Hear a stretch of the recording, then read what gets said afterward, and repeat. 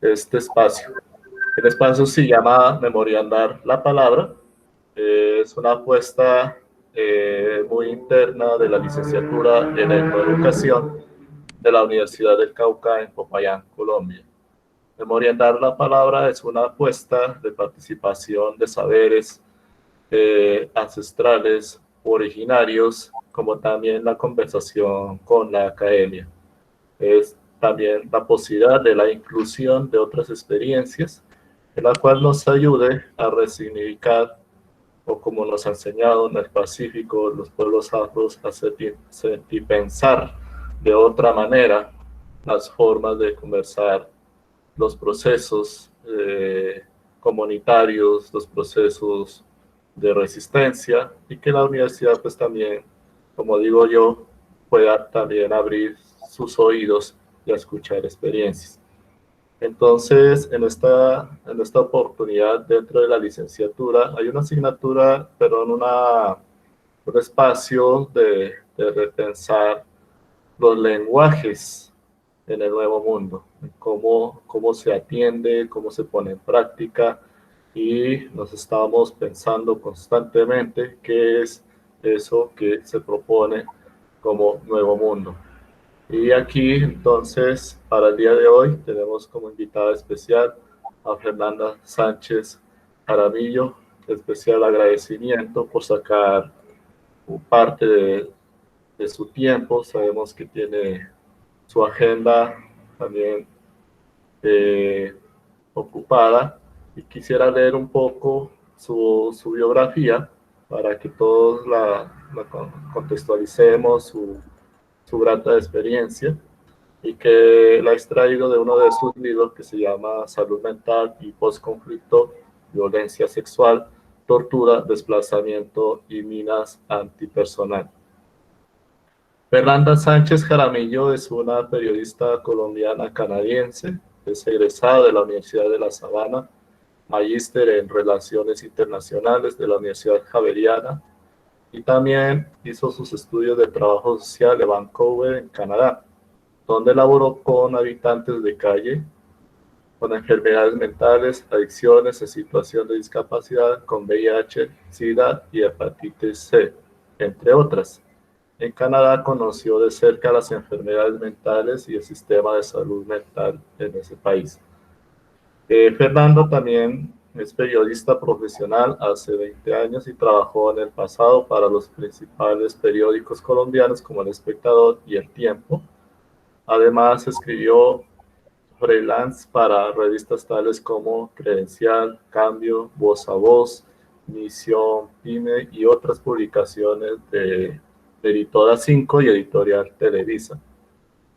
En ese marco de sus reflexiones ha adelantado también una ardua escritura en la cual escribió 7 ediciones en la colección del Premio Cafam a la Mujer desde el año 2004 hasta el año 2010, y publica en español e inglés para medios independientes de España, América Latina y Canadá, y en los últimos años se ha especializado en derechos humanos con conflicto, paz y posconflicto. Digamos, con toda esa amplia experiencia, pues también ha recibido premios como en el año 2014, el premio Colibrí del Movimiento Humanista de Barranca Bermeja por sus contribuciones a la paz a través del periodismo independiente. Entonces, como vemos, pues ha recorrido y ha sido amplia su experiencia en el ámbito periodístico, y también pensarse de manera independiente las experiencias en la cual acontece y de manera muy general en todos esos eventos y hechos que han sucedido a lo largo de la historia. Entonces, sin más preámbulos, le doy paso a Fernanda Sánchez con su conferencia. Bienvenida, Fernanda. Hola, William, muchas gracias y gracias a los estudiantes tuyos y a mis amigos que están aquí escuchándonos. Por favor, cuando no me escuchen, me avisan. Bueno, para mí es un placer estar acá, compartir con ustedes esta experiencia, pues desde el periodismo, que ahora tengo otra experiencia también en el abordaje de la violencia desde el derecho, que es mi segunda carrera, pero en este día nos vamos a concentrar en el periodismo. Y bueno, yo les voy a contar, es contadito la historia, no es tanto como una conferencia, sino un dialogar, porque de eso se trata este espacio. Entonces, ¿por qué le puse como título a esta charla El testimonio crudo es obsceno? Es el título de una de mis más entrañables entrevistas como periodista que le hice a Marcelo Viñar. Marcelo Viñar es un sobreviviente de tortura del Uruguay, a quien tuve el honor de conocer en el año 2014. En el año 2014, como muchos de ustedes pueden recordar, estábamos en medio de todo el proceso de paz y bueno, yo iba a todos los eventos habidos y por haber, tratando de indagar cómo era que la gente narraba esa violencia, la memoria, y también haciendo una reflexión mía personal, un par en el camino y diciendo qué he hecho hasta el momento como periodista y qué puedo hacer a partir de ahora. Entonces él, en medio de la charla con él, la entrevista con él, me dijo esta frase que se me quedó marcada pues para siempre. Es como una especie de faro que guía mi trasegar como periodista. Siguiente, por favor. Entonces, bueno, cuando uno empieza a enfrentarse, bueno, cuando uno se asoma a la violencia en Colombia, violencia que no nos ha abandonado, como muchos de ustedes se dieron cuenta ayer, fue asesinada Juliana también en el Cauca. Entonces uno se enfrenta como desde el ámbito, desde cada área en la que estén cada uno de ustedes y en la que estoy yo, cómo abordamos esas realidades y cómo las representamos. Samuel Johnson decía que el lenguaje es el vestido del pensamiento. Entonces es algo muy importante para tener en cuenta desde la disciplina en la que nos encontremos, la forma como narramos, como contamos, como enunciamos eso que estamos viviendo. La memoria es concebida como una reconstrucción del pasado, un traer del pasado, el pasado al presente.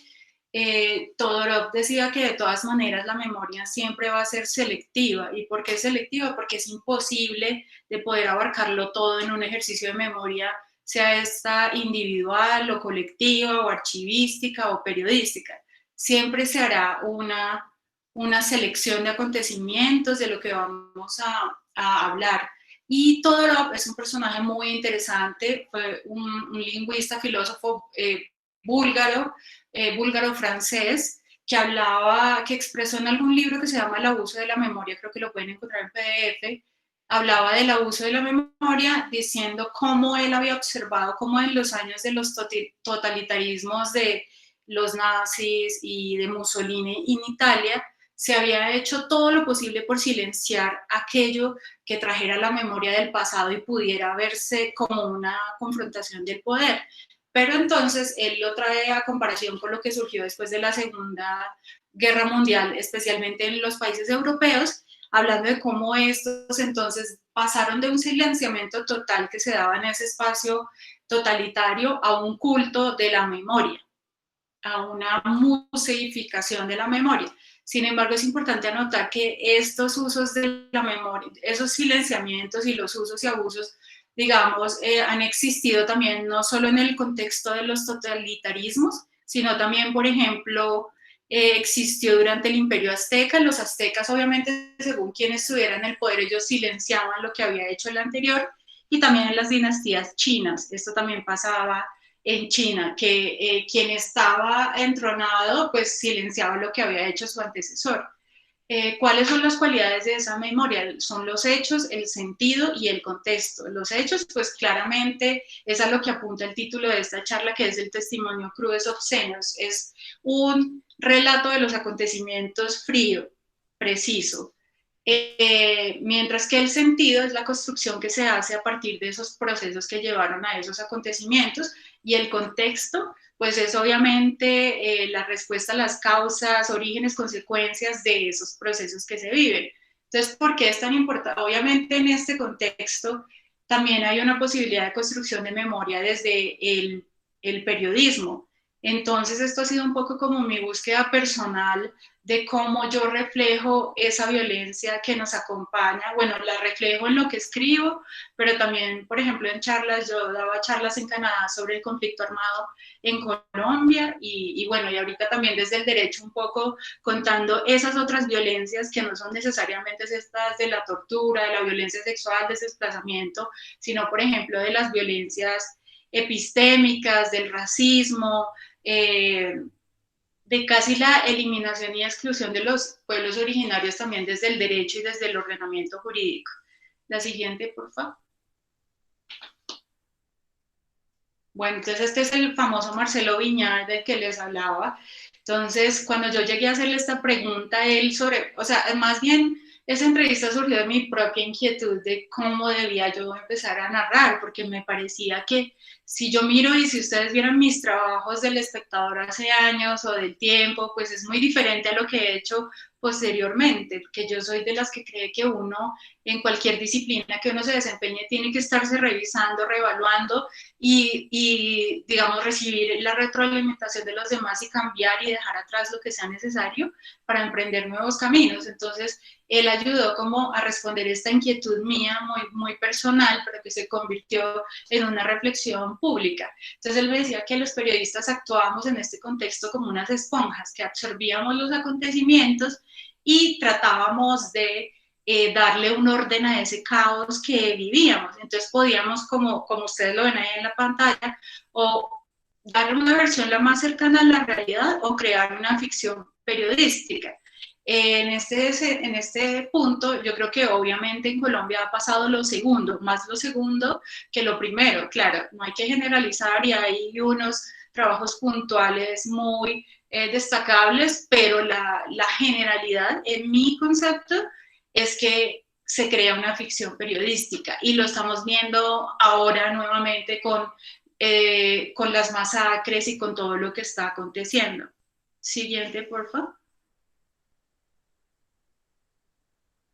Entonces, bueno, en este tema hay otra cuestión aquí importante y es que yo titulé esta diapositiva Otras Memorias porque yo creo que los sustantivos es mejor usarlos siempre en plural, así como hay varias memorias, hay varias realidades, hay varias verdades, hay varios feminismos, entonces es como para dar cabida a muchas más, no hay solo una. Y bueno, traje a colación esta frase muy famosa de un libro de Gabo de los funerales de la mamá grande, que dice, ahora es la hora de recostar un taburete a la puerta de la calle y empezar a contar desde el principio los pormenores de esta conmoción nacional, antes de que tengan tiempo de llegar los historiadores. Ahí pues ya estamos viendo como un cuestionamiento literariamente muy bien logrado, pero también muy incisivo acerca del rol que cumplen los historiadores y las diferentes personas que, como yo en mi rol de periodista, recogemos esa memoria.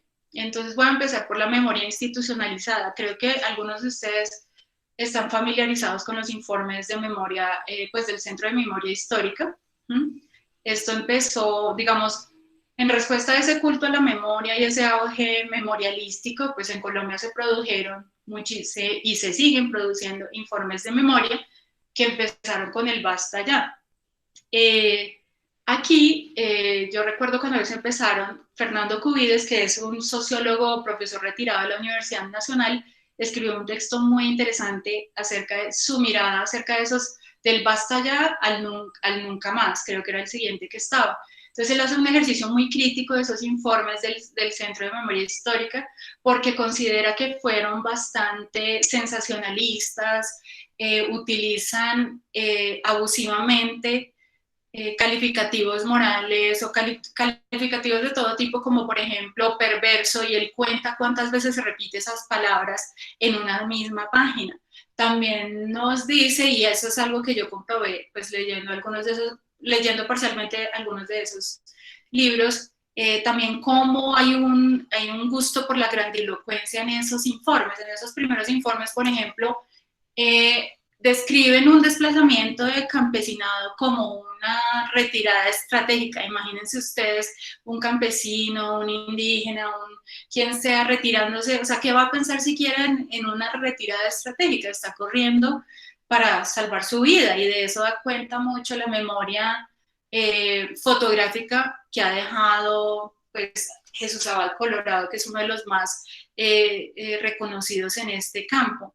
Entonces él compara cómo, por ejemplo, estos informes nuestros cayeron en esa tentación de la memoria victimizada, y lo compara con el informe Sábato, que para quienes no saben es el informe de 1984 que se conoció en Buenos Aires a propósito de las dictaduras, de la dictadura que tuvo lugar en Argentina. Entonces él compara cómo en ese ejercicio que es modélico, ellos hacen un intento por evitar esa enciclopedia del horror, a pesar de que tenían que contar pues las torturas. Ustedes saben que hay muchos desaparecidos todavía, nietos tomados por militares, personas que fueron arrojadas al Río de la Plata, y todas estas, pues digamos que todas estas salvajadas que se cometieron en la época de la dictadura. Entonces él dice cómo ellos lograron darle un tono un poquito más como de literatura, que es algo que después van a escuchar aquí en voz de mi amigo y también periodista y colega Arturo Guerrero,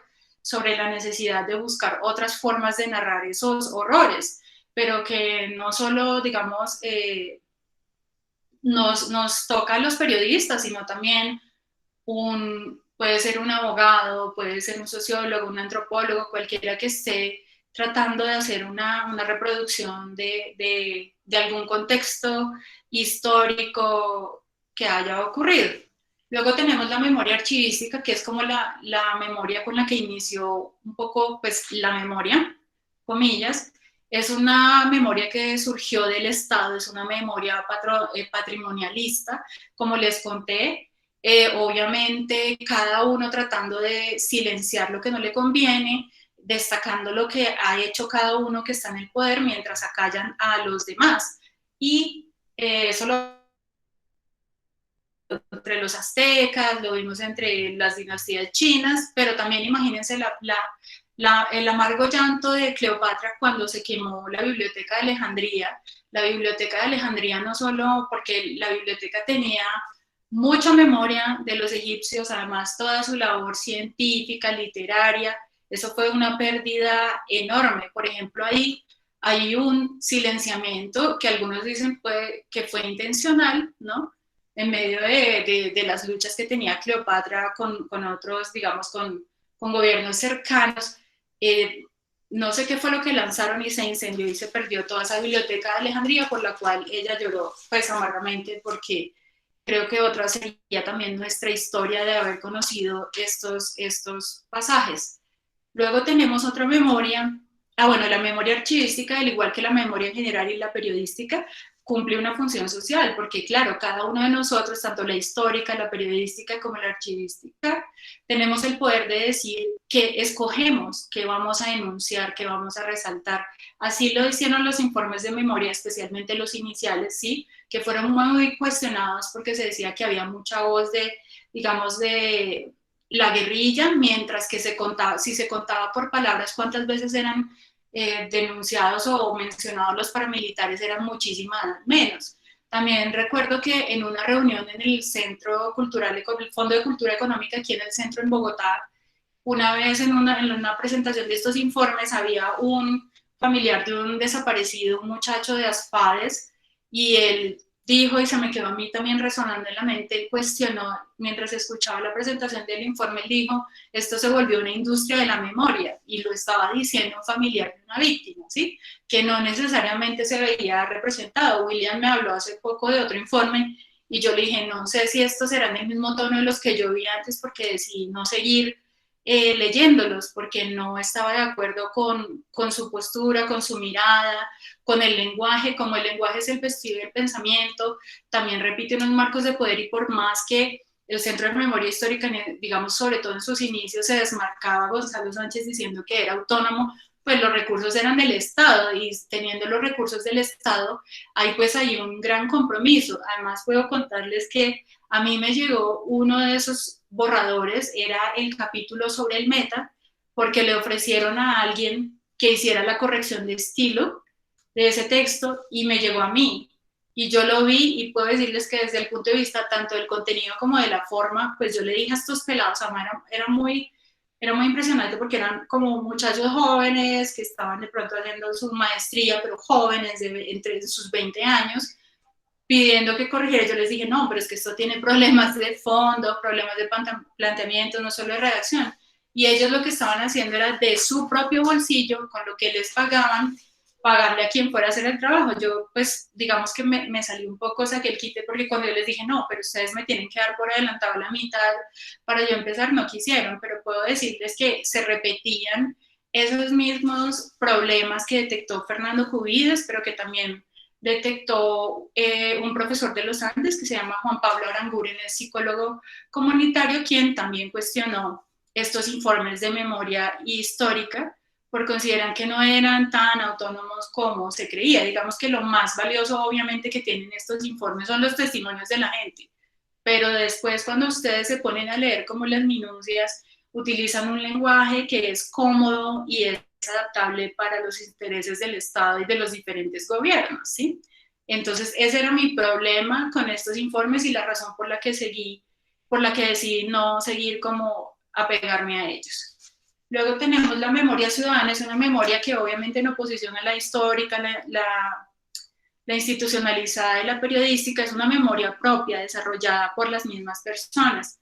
Y ahí menciono el barrio La Esperanza. El barrio La Esperanza es un barrio que queda en la ciudad de Barranca Bermeja, que fue una ciudad pues muy golpeada, y específicamente ese barrio por los paramilitares y por muchas luchas pues intestinas en ese territorio. Yo los conocí a ellos en el año 2014 en los foros de víctimas que se realizaron en Colombia. Hubo 4 foros ese año, yo estuve en 3 de los 4, y ahí fue la primera vez que escuché la palabra víctima relacionado con territorio. Fueron estos representantes de este barrio que pedían una reparación colectiva, pero también Ángela Salazar, la comisionada de la verdad, esta mujer afro de apartado que murió este año a causa del COVID. Esas 2 personas recuerdo que se quedaron grabadas en mi mente porque ellos reclamaban y la victimización del territorio, que ahora pues parece nueva, pero ya hace años se venía diciendo, pues parece nueva porque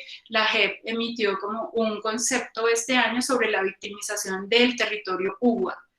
Entonces, ¿qué hicieron en La Esperanza? La Esperanza fue un barrio fundado en el año 1970, un poquito antes también de todas esas batidas que hacía el ejército contra Ecopetrol y los obreros sindicalizados. Se creó en el año 70 y en el año más o menos 1999 la comunidad decidió trabajar esa memoria. Por eso ahí ustedes ven esa foto, fue la que yo publiqué acompañando ese texto que se titulaba La esperanza del infierno al renacimiento.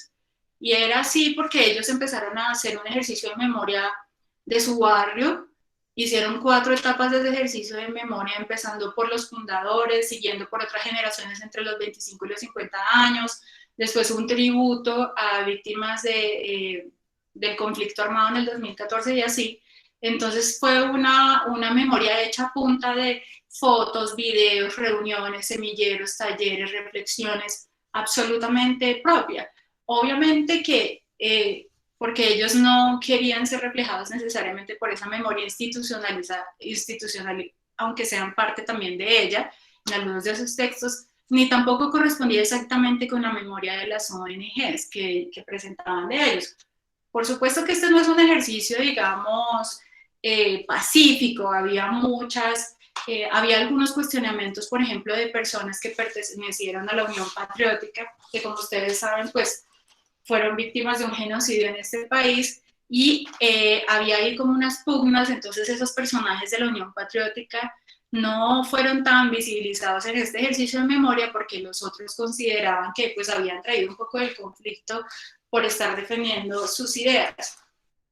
De memoria ciudadana también puedo hablar de Buenaventura, del municipio de Corralejas, que fue como, yo fui allá en el año 2015 y fui la primera persona que recogió esa historia que está en un libro que tiene su profesor para los estudiantes de William, él se las puede pasar. Es la primera vez que estas personas hablaban de lo que vivieron durante el mandato de Álvaro Uribe Vélez y cómo nunca habían hablado ante la prensa. Ese hecho, tan no se conocían los hechos, que no habían obtenido tampoco una atención psicosocial, que gracias a una persona que estaba en ese momento en la unidad de víctimas y a mi exposición de los hechos, pues logramos llevarles eso 8 años después, como 8 años después, pero fue importante. Ellos habían hecho ya algunas reuniones entre ellos, pero ya ponerlo en un medio periodístico era como otro avance. A raíz de eso también no solo recibieron la atención psicosocial, sino que el caso se movió a la fiscalía y hubo condenas después, porque 3 personas fueron asesinadas. Obviamente la guerrilla se robó un ganado y el ejército fue tras de ellos. Y en ese enfrentamiento cayeron estos civiles. Además, algunos de ellos cuentan en ese reportaje que ya aparecían en las listas de muertos del batallón La Popa en Cesar, en el departamento de Cesar. Imagínense la gravedad de esto. Algunos de ellos pues vivieron para contarlo porque les avisaron y pudieron, digamos, escapar de esto, y fue como estar allá con ellos y acompañar ese proceso, pues con todo el respeto y además con toda la responsabilidad que implicaba para mí ser la primera en hablar con ellos. Digamos que ahí eché mano de mi formación en trabajo social para, para la recogida del testimonio y para estar atenta si ellos se quebraban en el momento de contarme sus historias, además para romper la barrera de que estos eran especialmente hombres, y un hombre no quiere verse reflejado en su fragilidad, sino siempre en su fortaleza. Entonces, fue un trabajo como de mucho cuidado de llegar a ellos, fue avisar un mes antes y luego compartir con ellos y comer sancocho y todo eso, pero fue un ejercicio bien bonito también de memoria de ellos. Luego tenemos la memoria individual, que es aquella que enuncia a alguien que ha vivido directamente un hecho particular, es su mirada. Y aquí cité 2 casos, el de la hermana de Pablo Catatumbo, Nubia Torres, quien también en el año 2015 fue la primera vez que dio un testimonio para los medios, me dio una entrevista acerca de las implicaciones que tenía ser hermana de un guerrillero en ese contexto. Un contexto de estigmatización, de exilio. Obviamente ella está en España y su otra hermana está en Canadá. Nubia volvió en algún momento, pero tuvo que irse después de que asesinaron a su hermana. Su hermana fue secuestrada, o sea, hermana de ella, de la otra hermana y de Pablo Catatumbo, secuestrada y asesinada y tildada por los medios de comunicación como la amante de Carlos Castaño. Entonces, imagínense todo esto. Entonces, la memoria individual es como la enunciación propia que hace un sobreviviente de un hecho histórico que lo afecta directamente. Y el otro caso es el de Gloria Gaitán, la hija de Jorge Eliezer Gaitán, cuya voz también ha sido muy, muy silenciada y muy cuestionada. Ella, pues obviamente sería diferente la historia si Gaitán hubiera tenido un hijo hombre, pero resulta que Gloria es mujer. Entonces, a Gloria no la bajan en muchos, digamos, sectores de histérica o loca, por la versión que da de ciertos acontecimientos, no solo los relativos a la muerte, al asesinato de su padre, sino también, por ejemplo, de Salvador Allende. Entonces ella, cuando se estaban dando los diálogos de La Habana, ella tiene pues un archivo familiar muy rico, cuidado por ella y por su hija. El año pasado estuvimos con una amiga que está aquí presente escuchando en la celebración del cumpleaños de Jorge Eliezer Gaitán acá en Bogotá, que hay un sitio, que es otra forma de ejercer esa memoria ciudadana y también individual. Estaba ella, muchos activistas, personas de derechos humanos, José Antequera Jr., entonces fue un acontecimiento muy bonito. Pero ¿qué pasó en La Habana? Que los que estaban negociando en La Habana y los que hicieron unos informes allá de memoria nunca aceptaron ver los archivos que Gloria Gaitán y su hija les ofrecieron, no los aceptaron. Y además, digamos, tampoco su mirada de esa historia y de esa memoria que ella criticaba. Uno, porque decía que empezó desde el año 1946 con Mariano Espina, que era un conservador pues súper peligroso. Algunos de ustedes saben que en esos años se crearon la policía de los Chulavitas, que es un pueblo de Boyacá y que iban asesinando liberales a diestra y siniestra. Gloria también se expresó muy claramente en contra de esa memoria victimizada que se estaba promoviendo tanto desde el Centro de Memoria como desde La Habana también. O sea, ella decía que como mirarnos siempre en ese espejo no era lo más ideal, que no estaba de acuerdo con esa mirada. Siguiente. Bueno, entonces aquí, pues bueno, esta es una foto tomada por un amigo mío, reportero y compañero de la Universidad de La Sabana, Gabriel. Gabriel tomó esta foto en un encuentro de la UP que fue organizado por la Corporación Reiniciar en el año 2014, cuando yo trabajé ahí. Yo llegué de Canadá directo a trabajar en esta ONG que lleva el caso también de la UP y que ha hecho un ejercicio de memoria, de acompañamiento psicosocial y también de acompañamiento jurídico de las víctimas y los sobrevivientes de estas personas. Esa es una foto tomada, yo no, ya no me acuerdo si era, creo que era como en la Plaza de Bolívar, en un mes de octubre que se conmemora anualmente la memoria de este genocidio. Siguiente, por favor. Entonces, ¿por qué es tan importante, digamos, cuidar las narrativas periodísticas? Ahí ven una foto de una columna mía publicada en el diario La Patria, que yo dije, bueno, esto no va a gustar mucho, pero bueno, hay que decirlo. Yo también estaba, digamos, del lado de las opiniones de Aranguren, de Cubides, de Gloria Gaitán, de que esa memoria, y es la que nos están vendiendo otra vez, ¿no? Esa memoria victimizada de la tragedia, del horror, versus buscar un relato esencial. Con Arturo Guerrero, también mi amigo y colega periodista, él me decía cómo, en alguna entrevista que le hice, me decía cómo era importante también ver, reflejarnos en otros espejos, o sea, ¿por qué no contamos la historia de, siempre estamos diciendo las masacres y ahora siguen, porque en mi concepto nunca se fueron, solo estaban un poco más atenuadas, pero ahora ya es descaradamente. ¿Por qué no contamos cómo sobreviven millones? ¿Cómo seguimos sobreviviendo? ¿Cómo algunos de nosotros regresamos al país? Porque sentíamos que a pesar de todo queríamos estar aquí, que aquí estaban nuestras raíces y cómo a pesar de toda esta tragedia, yo pienso que Colombia es un país de tragedias y también de celebraciones. Ayer en la tarde veía, sin querer verlo, porque creo que eso atenta contra la salud mental, una fotografía de Juliana cuando le habían disparado, y yo digo, estoy en contra de esas narrativas, de transmitir ese morbo y de sacudir y afectar la salud mental de las personas. Pero entonces mi manera de balancear, equilibrar esto fue que a las 9:40 de la noche me entré a ver, y los invito a que acompañemos el Festival de Petronio virtual, y dije, bueno, con esto suavizo, ¿cómo ahí hay un pueblo que fue y que sigue siendo violentado y que se ve a sí mismo en otro espejo, en el espejo de la cultura, en el espejo del arte, de la denuncia, pero de una manera distinta, desde la creatividad tan grande que tienen los afrodescendientes, saberes ancestrales? Entonces, por eso yo escribo esa columna, porque estoy absolutamente en contra de que acudamos como único espejo a esa memoria victimizada.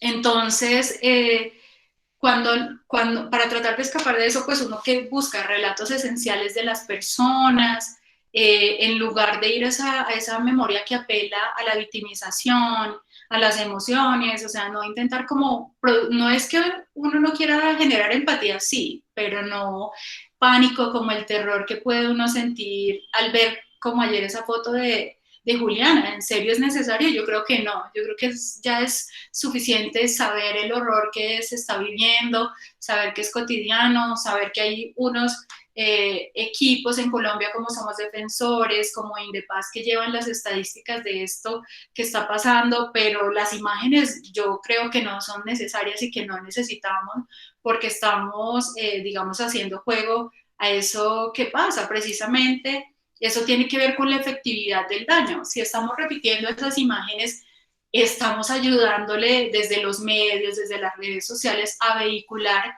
ese mensaje que ellos enviaron, ese mensaje de terror y pánico, que es lo que quieren entre nosotros. Lo mismo ocurrió con la masacre del Salado, aunque en un principio fueron silenciados muchos testimonios de violencia sexual, después las narrativas fueron absolutamente morbosas y necrofílicas. Por necrofílicas llamo yo aquellas narrativas que se concentran en eso, en la muerte, casi que es como un ejercicio tanatológico de decir cómo ocurrió la muerte y cómo lo degollaron y cómo la violaron. Yo creo que eso no es necesario, no es necesario entrar en ese nivel de detalle, porque afecta no solo a las personas que vivieron, que sobrevivieron, sino también a quienes estamos detrás de ellos. O sea, ese impacto, esa tortura y esos hechos de violencia, aunque no lo creamos, tienen un impacto en nosotros.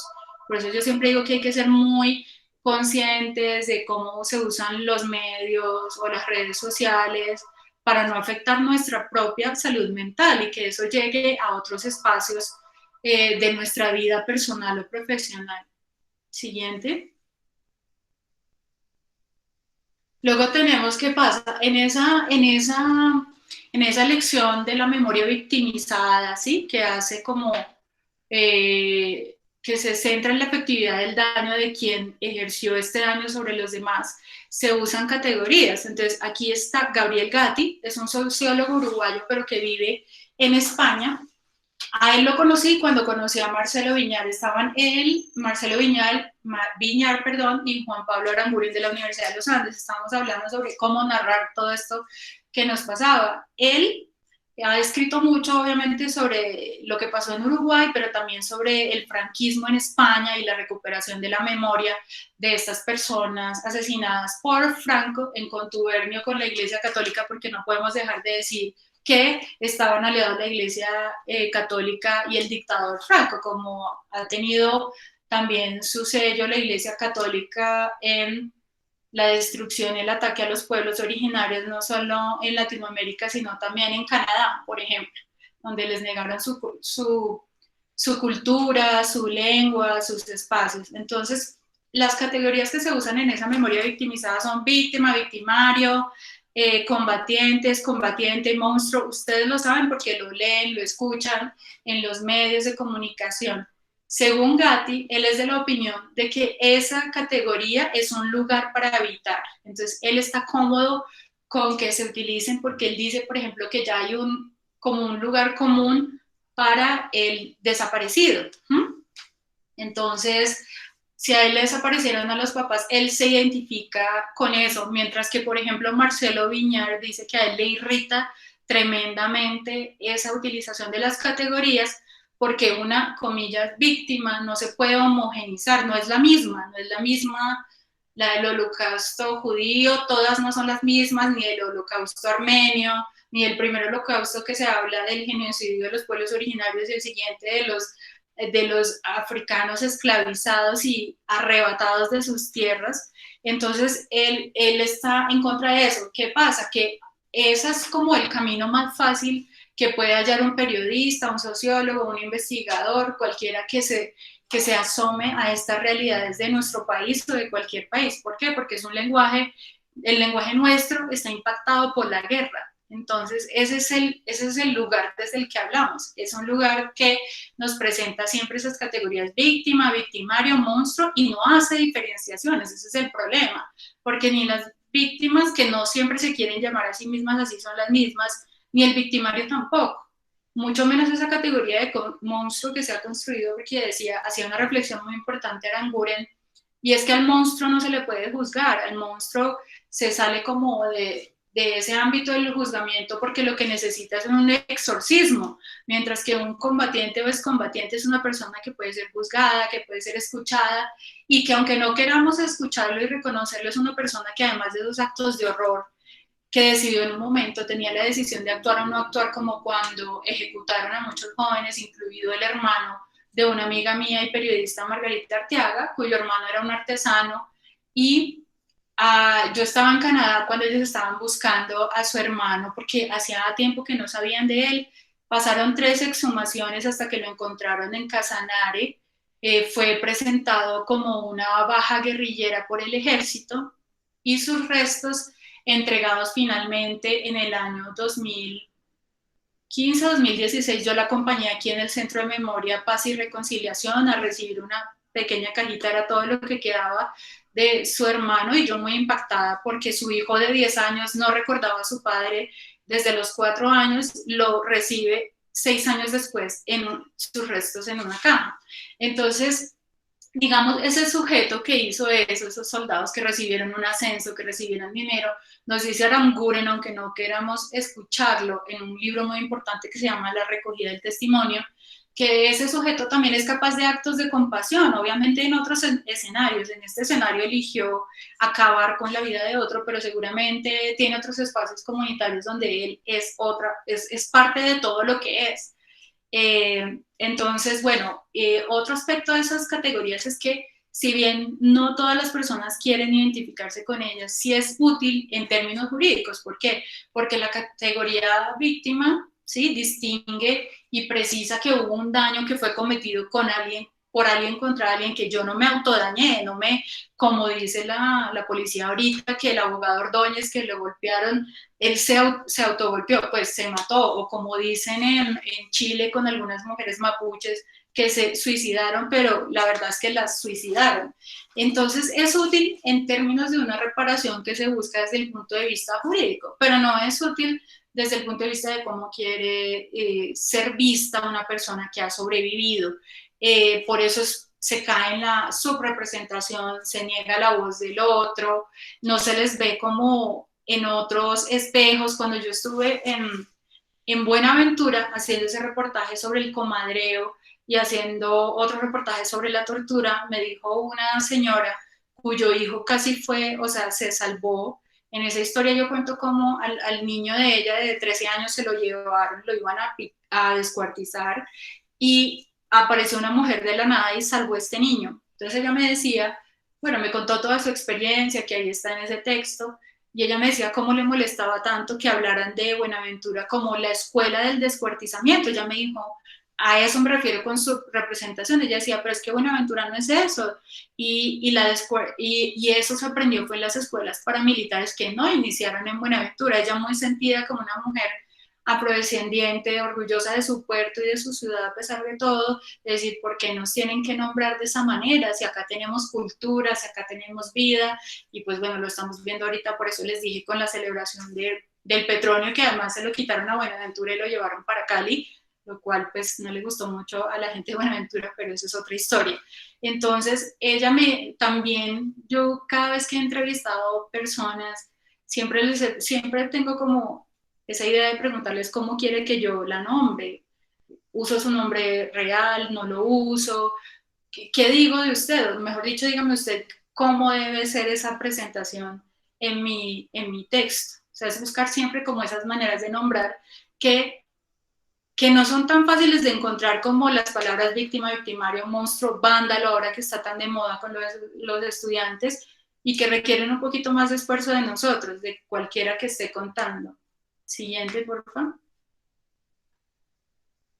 Luego tenemos, bueno, esos riesgos que se corren. Primero, salirnos de esas categorías, evitar esa exacerbación mediática, porque ¿qué ocurre? Con esa exacerbación, como lo que ocurrió ayer con Julián, que no innecesario viralizar esa imagen de horror, pues obviamente lo que estamos instalando en la gente es la pedagogía de la crueldad. ¿Y cómo funciona eso? El ojo humano, dice Rita Segato, una doctora en antropología muy brillante, que es argentina, pero vive en Brasil. Ella ha hecho esos estudios con respecto a la violencia contra la mujer. Y ella lo que nos dice es que el ojo nuestro no es morboso, no se ensaña, no es sádico, no es sadista. Somos nosotros quienes lo educamos así, a través de los medios, de los informes de memoria, de todo lo que compartimos en las redes sociales. Entonces, por eso hay que tener cuidado y estar en contra de eso, porque eso lo único que hace es mostrar que esa violencia es exitosa. Entonces yo les hago un llamado a tener mucho cuidado, porque incluso en el rol de ser una audiencia que recibe mensajes en las redes, pues no los multipliquemos. ¿Qué estamos haciendo? Que con esos mensajes le damos con esos mensajes damos la idea de que eso está bien.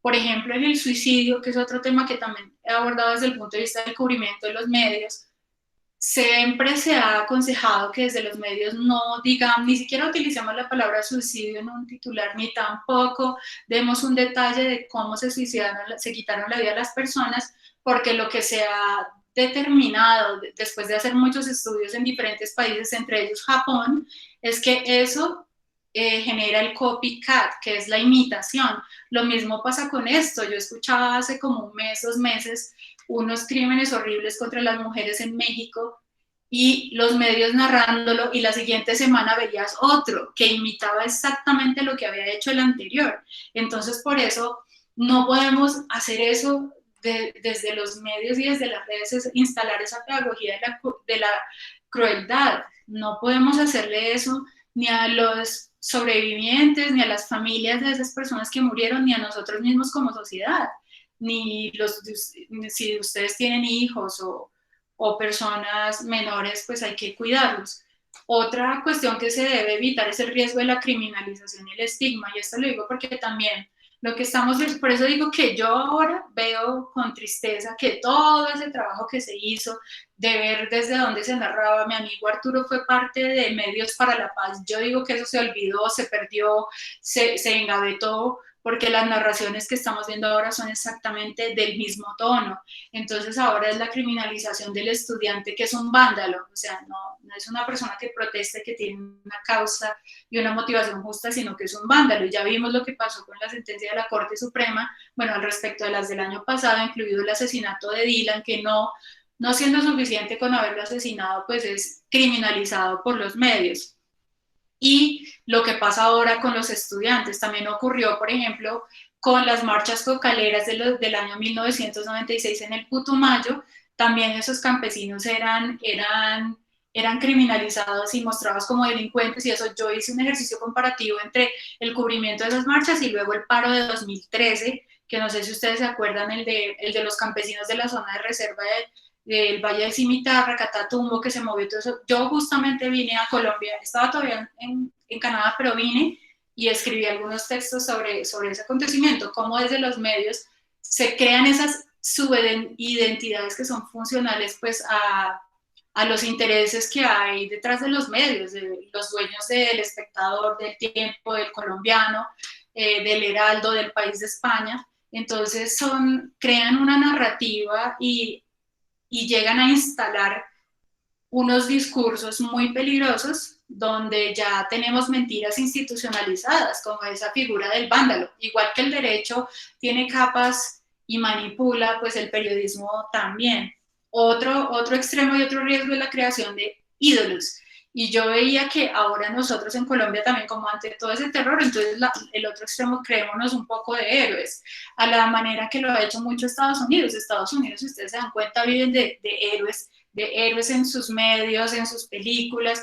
Aquí tendemos a esto también, no solo como, por ejemplo, llamar héroes a la policía, héroes al ejército, sino también héroes a las víctimas, porque hay otro peligro, y es que Zaffaroni, que es un abogado y un jurista muy prominente argentino, habla en un libro sobre la cuestión criminal, cómo los medios también crean unas víctimas mediáticas que son útiles a distintos intereses. Puede ser a un instinto, a un propósito político, y se valen de su histrionismo, porque algunas personas que han sido victimizadas pues están en un proceso, digamos, de sanación no completado, y esto incluso puede interrumpir su proceso de sanación. Entonces, una explotación que uno ve y que ha visto cuando hay una víctima y te lo sacan en los medios y te lo repiten, y uno dice, oiga, qué vergüenza con esta persona. Yo misma, cuando fui a Buenaventura, iba a hacer el reportaje sobre la tortura, me conecté con la unidad de víctimas acá en Bogotá, y para ir allá tuve que pedir un permiso. Entonces pues yo le dije a la psicóloga, que era la que dirigía a nivel nacional, le dije, mira, ten la tranquilidad que yo soy formada en trabajo social, si hay algún como descomposición emocional, yo voy a estar en la capacidad de manejarlo. Cuando llegué allá, a mí me dio pena porque llegué a la Defensoría del Pueblo, y me dijeron, no, bueno, aquí están estas personas, y o sea, yo había avisado 2 meses antes, y a ellos apenas unos días antes los llamaron y les dijeron que debían ayudarme. Yo les dije, no, esto no es una obligación, o sea, que en este momento yo les expliqué, o sea, no, ni siquiera les habían explicado qué era lo que yo iba a hacer, y yo les había pedido que no fueran personas que ya hubieran dado demasiados testimonios en los medios porque era abusar de ellas. Entonces me dijeron que no sabían, yo les dije por qué estaba allí, que era en el marco de una beca internacional de periodismo sobre salud mental y conflicto, y bueno, accedieron a darme sus testimonios, después de explicarles y decirles que no era obligatorio y que no, si no querían, no tenían que hacerlo. Cambié los nombres en los casos que me pidieron que los cambiara, dejé los reales en los casos que ellos me lo pidieron. Entonces es como ese riesgo de estar entre un silenciamiento, como ocurría con el totalitarismo, pero también un silenciamiento de lo que es la persona, porque solo le ponemos ese traje de comillas víctima y no la vemos desde otra óptica. Y esas mentiras institucionalizadas gracias al gran poder que tienen los medios, porque detrás de los medios están pues el empresariado colombiano y el empresariado internacional. Siguiente. Ahí el audio, William. Y este es Arturo Guerrero, el testimonio que me da él. No, al otro lado, al otro, sí, al otro lado. Al otro lado, la flecha, ahí.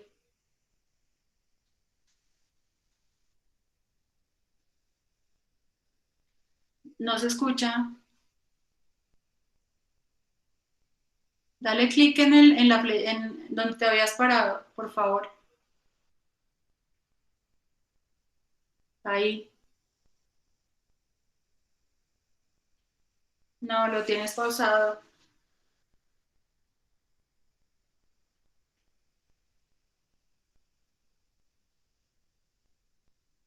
Esperemos un momentico, por favor, que William que sí es muy importante. Quítale la pausa. Dale ahí en la flechita. Si lo tienes muy adelante, devuélvelo y dale en la flechita, por favor. Ahí. Sobre el sufrimiento, el horror, la literatura social me parece muy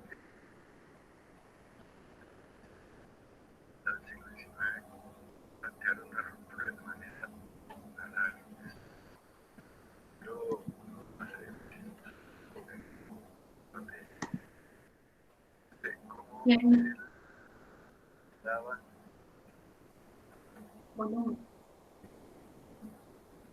bueno, creo que no tiene más volumen. Ahí está todo. pero los supuestos siempre. Y ser capaz también de narrar desde su vida. Esto significa un salto grande al respecto de periodismo. Bueno, no se escuchó muy bien, pero yo más o menos les voy a decir. Bueno, yo la entrevisté a propósito, le pedí este testimonio a propósito pues de la charla, y él lo que decía ahí que no se entendió muy bien es que había un reto grande para nosotros para narrar, para hacer como un poco como lo se hace desde la literatura. Lo que dijo Arturo está muy en consonancia con lo que dijo Marcelo Viñar acerca de evitar ese testimonio crudo porque es obsceno, pero como no todos tenemos esa creatividad, entonces es apelar como puntos intermedios. Ojalá todos pudiéramos narrar con esa maestría, por ejemplo, que el del informe Sábato, o por ejemplo, para quienes conocen no sé, que conocen a Víctor Frank en su libro Un hombre en busca de sentido, él hace un ejercicio de memoria en ese libro que es tan bellísimo y está en PDF sobre los campos de concentración, pero o sea, es increíble cómo puede haber belleza en una narración sobre la crueldad. O también lo hacen los poetas, una poeta también, hija de Arturo Guerrero precisamente, eh, María Paz Guerrero. Yo también he notado que un poco en su poética también hay una denuncia, pero que es presentada pues con esa voz y ese talento que tiene ella para contarnos de la pobreza o para hablarnos de la violencia en el campo o de los bosques y del ataque a la naturaleza, pero pues no todos tenemos ese talento, o también lo que hizo un poeta venezolano, Asdrúbal, no recuerdo el apellido en este momento, que escribió un libro de poesía, ustedes no me lo van a creer, pero es cierto, y yo lo tengo por ahí, sobre las cárceles de Irak, o sea, narrar con belleza la tortura en Irak, ustedes no se imaginan, o sea, y hacerlo, como dice Marcelo Viñal, lo opuesto al testimonio crudo es un testimonio que sea digerible por quien lo recibe. Entonces, pues la literatura es una manera, yo no llego a ese nivel, yo me considero una buena reportera y hasta ahí porque no, escritora no soy. La poesía es una manera, otros lo han hecho, digamos, desde lo que hace Alter Eddy con su plastilina, lo que hace el Teatro La Candelaria con obras como se me olvidó el nombre, pero bueno, ellos tienen el Tribunal de Antígonas, donde hablan las mujeres cuyos hijos fueron asesinados en esas ejecuciones, mal llamadas extrajudiciales. Y digo mal llamadas porque como en Colombia la pena de muerte, digamos, legalmente no existe, o sea, no hay una pena judicial, pues no puede existir una extrajudicial porque no existe la otra. Son ejecuciones, así. Entonces son diferentes ejercicios los ejercicios de memoria de un grupo que hay en Medellín sobre cuando se enterraron los cuerpos así en un puente para el caso de Hidroituango, ¿sí? Mostrando otra parte de esa memoria de la violencia que han sido víctimas esas comunidades con esa represa que acabó hasta con, digamos, allí había cosas comunes, personas y todo esto. Siguiente, por favor. Entonces, claro, eso implica todo un desafío para nosotros como periodistas, para los investigadores también en la academia, o sea, cómo hacer eso un relato diferente. Entonces, ahí lo que se puede apelar un poco es a la enunciación, ¿sí? Es tener en cuenta mi lugar, o sea, yo misma. Hay una relación, ¿no? Hay dos personas, una es el hablante, quien testimonia, y otra soy yo, quien recoge ese testimonio. Entre nosotros, ese espacio es donde se crea ese testimonio, es el espacio de la producción del testimonio. Entonces, partir uno, digamos yo, muy honestamente, qué prejuicios puedo tener con respecto a un determinado tema, qué sesgo, qué miedos, qué taras antes de presentarlo, tener cuidado en la obtención del testimonio. Como yo les decía, bueno, pues el que no tiene, digamos, la formación que yo tengo en trabajo social, pero es un cuidado en el respeto, en no reemplazar la palabra del otro, es un cuidado en permitirle a esa persona que generosamente comparte su testimonio que se represente ella misma como ella desea ser representada y no nosotros venir a ocupar el lugar del testimoniante. Eso es una labor muy ardua, desde ahí hay un compromiso ético nuestro que es muy importante y trascendental. Es decir, que el desafío es representar y no sustituir, y por representar quiero decir traer un objeto, una persona de este momento, a este lugar, al presente, sin sustituirla con una idea que nosotros tengamos en nuestro imaginario de lo que ocurrió. Una vez, esto fue una anécdota que me pasó, yo escribí en El Espectador una historia sobre un sobreviviente del campo de Treblinka, un señor que vive acá en Bogotá, en Chapinero, en la 67 con séptima, bueno, no sé si se murió, porque cuando yo lo entrevisté estaba ya bastante mayor, que a los 4 años sobrevivió a eso, y me escribió un colega del tiempo, que me dijo, me pareció pues además un gesto de mucha humildad, de reconocer el trabajo del otro, me escribió, me dijo, mira, yo he escrito sobre esto y he visto muchas historias sobre esto, pero nunca como de esta manera. Entonces yo lo que intenté fue como que él se presentara él mismo como él quería, también con una entrevista a, por ejemplo, a una de las señoras de las madres de la Plaza de Mayo, también. Entonces es ubicarnos en un lugar donde no vayamos a sustituir al enunciante, al testimoniante, porque también quiero decir que hay que quitarnos esa idea repetida de que somos nosotros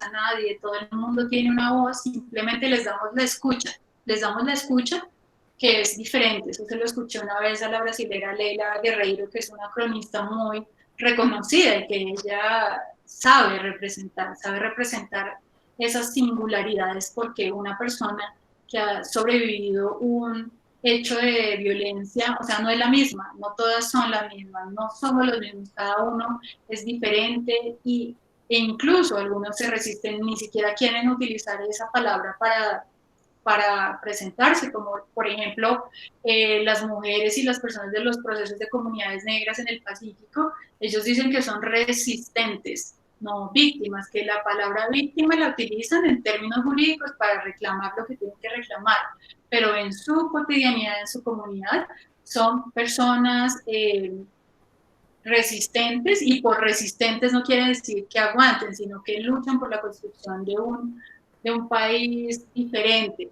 También pues tratar de apelar a la creatividad, la palabra del otro, como con el comadreo, ese grupo de mujeres en Buenaventura que para enfrentar la violencia sexual hacen uso de sus saberes ancestrales para como cobijarse, abrigarse entre ellas y sanarse a partir de prácticas culturales que envuelven la risa, el humor, la toma de biche,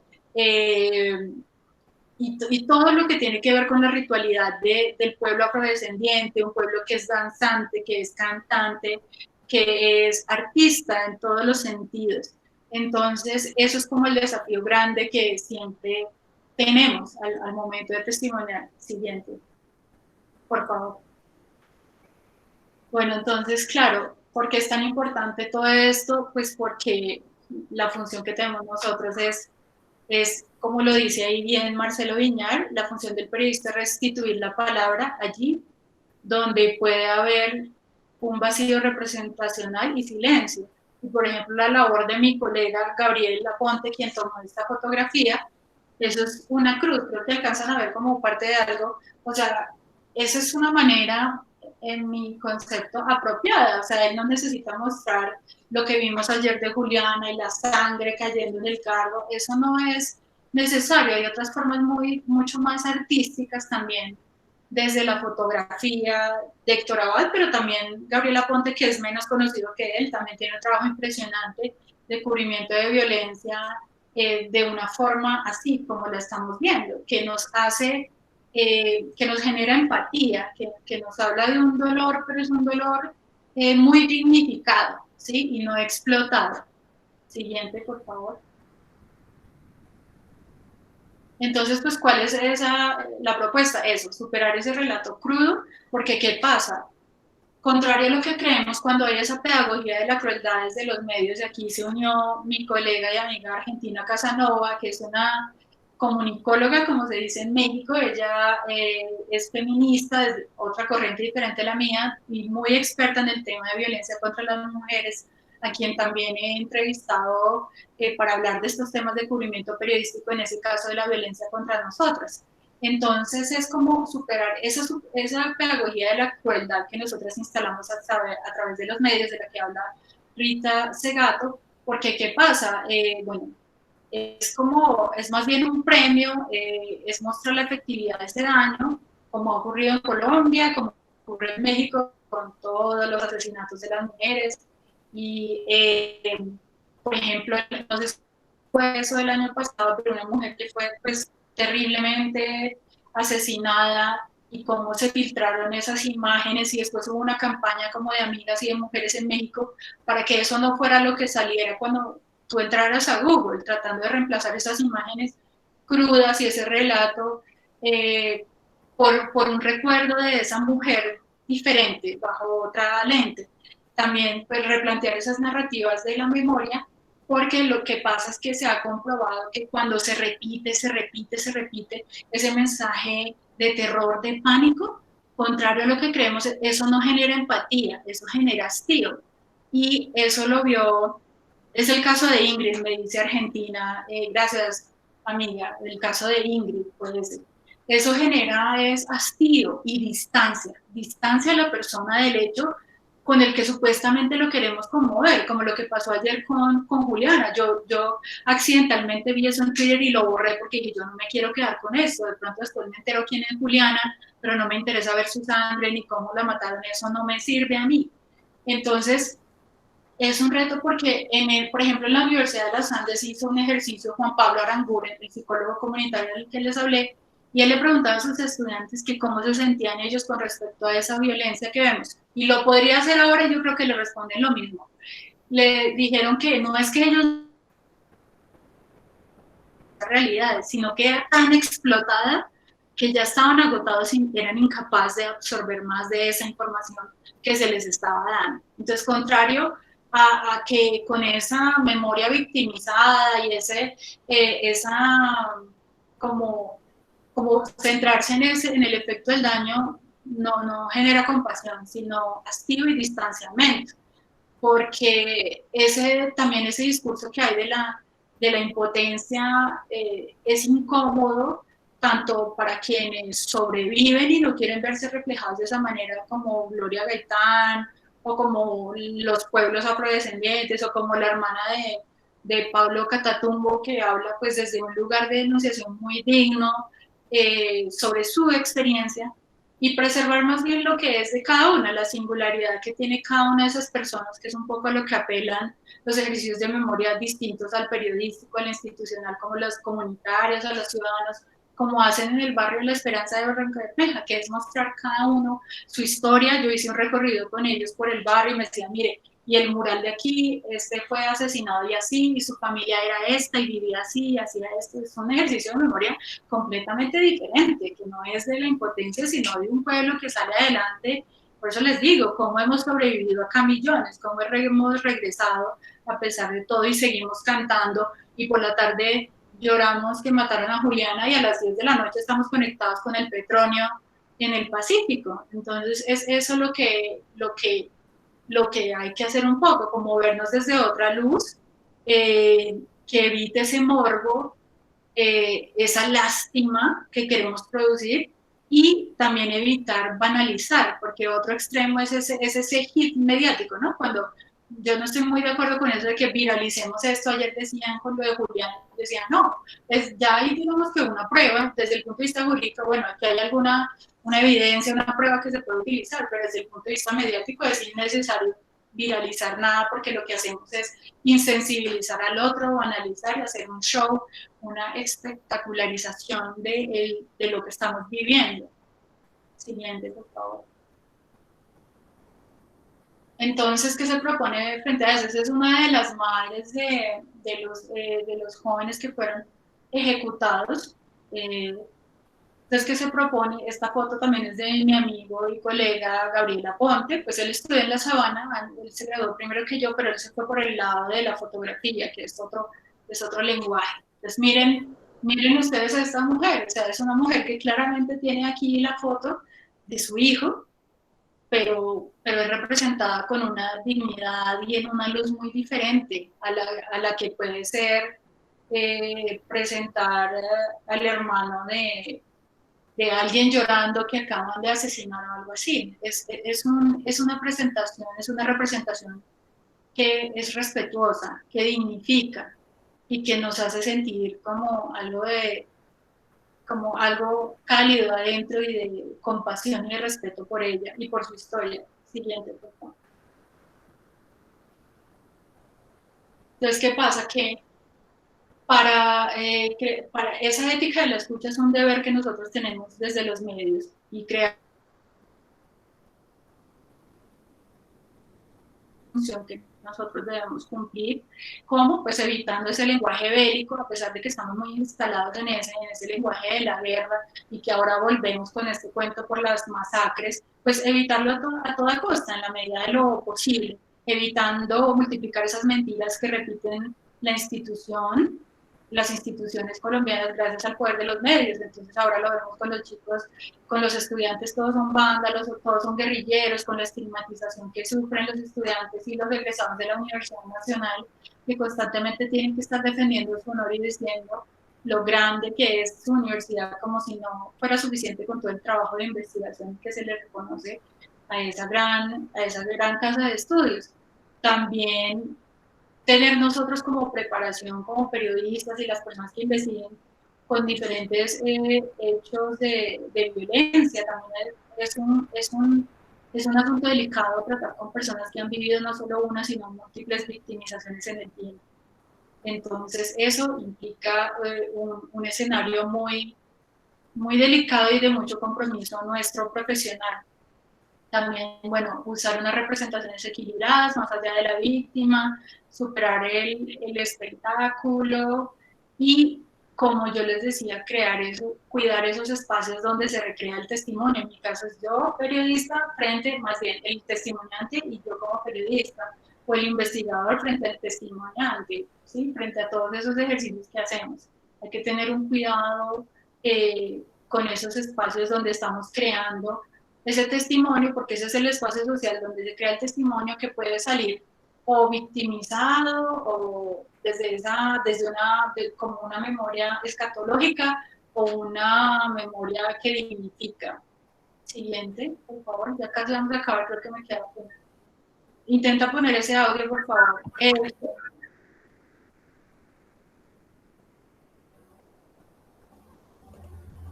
Entonces, frente a eso, viene el segundo principio de cómo ubicarse o situarse en una posición de escucha. Cuando, obviamente, hay por medio otros intereses de quien comunica. La escucha,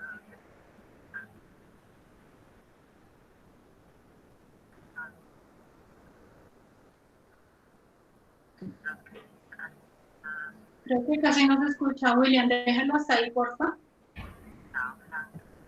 Gracias. Bueno, qué lástima que no se escuchan bien, pero Dora Loncheros, ella trabajó durante 20 años en ABRE, que era como una organización que brindaba atención psicosocial a las personas víctimas y sobrevivientes.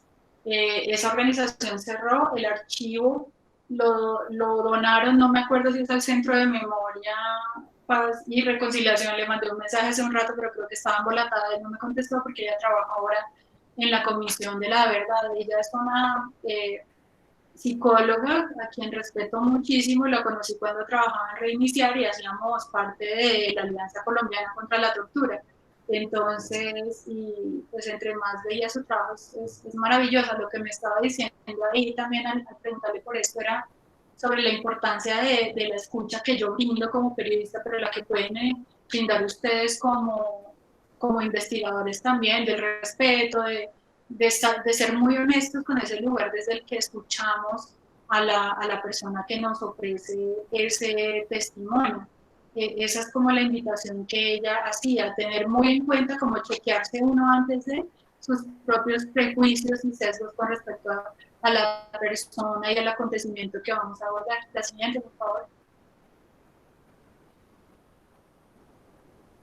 Y bueno, esta es la última.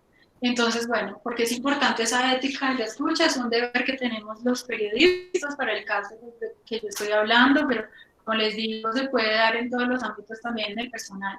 Entonces, es tener ese respeto al acercarse con la experiencia del otro, de la forma como ellos quieren ser representados, tener conciencia de nuestros prejuicios, tener la disposición para sorprendernos, comprender la complejidad del momento del testimonio. Esto se refiere a en qué momento del proceso esa persona está testimoniando.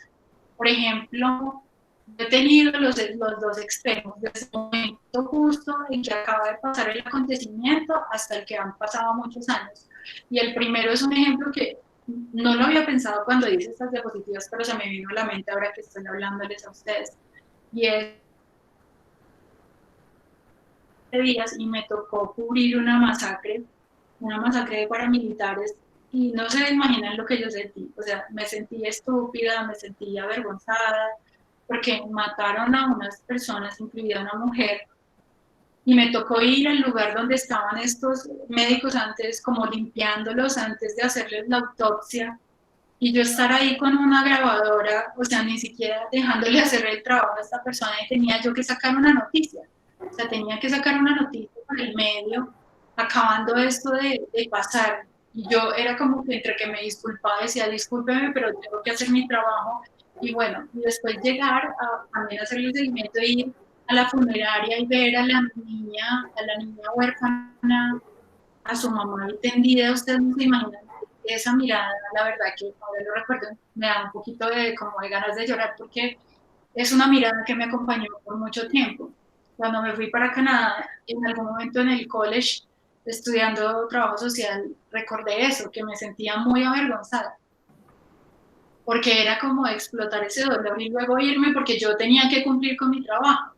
Y otro extremo del momento del testimonio es cuando, pues a la niña sí no la entrevisté tampoco, hasta allá tampoco llegué, es cuando han pasado muchos años con el trabajo que hice en Reiniciar con las víctimas y sobrevivientes del genocidio de la OP, cuando hacíamos esos recorridos de memoria en el Urabá, y hacíamos esas conmemoraciones donde instalábamos placas, y entonces tú veías, o sea, conocer al hijo de, por ejemplo, conocer al hijo de, en Bogotá, de Bernardo Jaramillo, conocer a José Antequera Jr., cuyo padre fue asesinado en el aeropuerto, y que también hicimos un ejercicio de memoria individual y ciudadano. Eso fue muy recién llegada yo de Canadá, en el aeropuerto, y hay una placa, no sé si todavía está.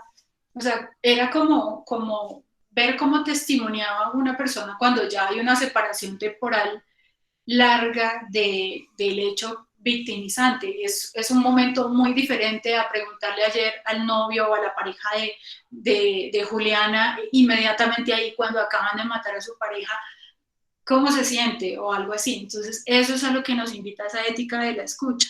También tener presente que, bueno, esto ya lo dije, que no le damos la voz a nadie, sino la escucha, eh, que debemos reconocer esas otredades que hay detrás de esa otra persona, pero con un respeto, no viéndolo como el subalterno que me testimonia y el inferior, sino como un ser dotado de su propia voz que quiere ser iluminado desde una determinada óptica, pero siempre mucho desde el respeto. Por ejemplo, en Reiniciar también recuerdo, hicimos un ejercicio muy bonito de memorias de vida en el portal de Reiniciar.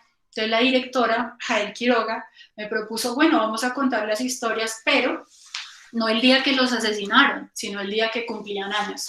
Y esa era una forma de replantear todo. No es que todos dijéramos que se morían, pues claro que sí, que los asesinaron, lo contábamos. Y era un ejercicio, y Carolina, que todavía trabaja ya, puede decir lo doloroso que es revivir, porque Reiniciar también ha hecho un trabajo importante, no solo psicosocial, jurídico, sino desde el punto de vista de la memoria. La memoria que ellos tienen es increíble, y yo pude tener el privilegio de acceder no solo a los archivos, sino a las personas. Yo hablé de ese capítulo del genocidio de la OP en Canadá, sin haber estado cercana a esas personas, y luego las conocí. Fue una mirada distinta, un ejercicio de memoria que dignifica, que cuenta desde sus individualidades, pero que juntas nos narran una historia de un genocidio que está ahora.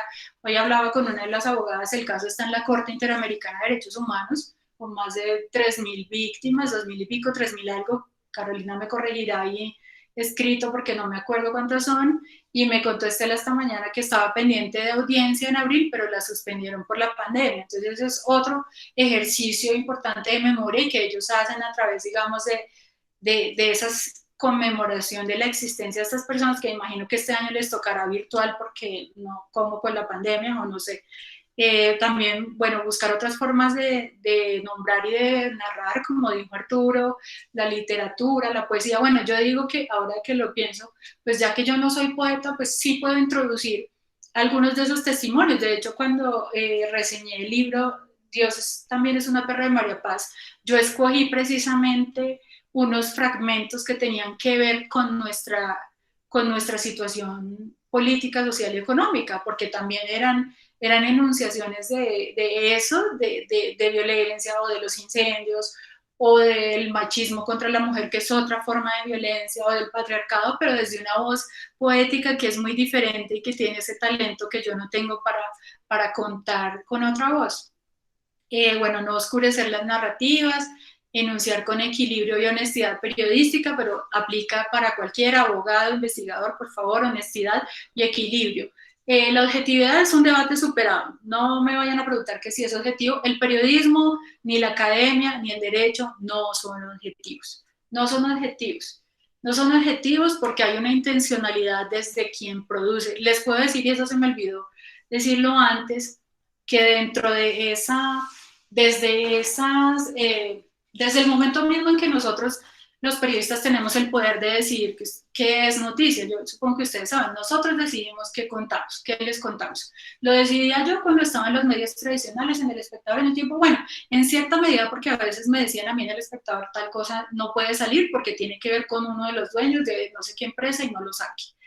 Pero nosotros decidimos, entonces desde ahí hay una intencionalidad de quién escoge, qué publica, cómo hace, lo mismo con quien produce el informe de memoria, con quien hace una investigación académica, pero lo que sí le podemos exigir y le debemos exigir a estas personas en estos roles es equilibrio y es honestidad con respecto a lo que hace y decir si hay algún conflicto de interés, pero de que nosotros creamos y decidimos que es noticia, ese poder lo tenemos desde siempre. Por ejemplo, cuando yo empecé mis pinitos como periodista a los 19 años, ejerciendo todavía en la universidad, a mí me enseñaron en diciembre que como diciembre todo el mundo alquila el holgorio y aquí en diciembre en Colombia para todo, los paros, el llanto, porque estamos de celebración. Entonces, como no hay noticias, a mí me decían recoja para diciembre y enero que no hay a quien entrevistar. Entonces yo recogía. Desde ahí yo me di cuenta, ¿cómo así? O sea, yo realmente soy quien, a mis 19 años, quien decido que es una noticia, o sea, ya lo había entendido en la universidad, pero verlo ya, ejercerlo es otra historia.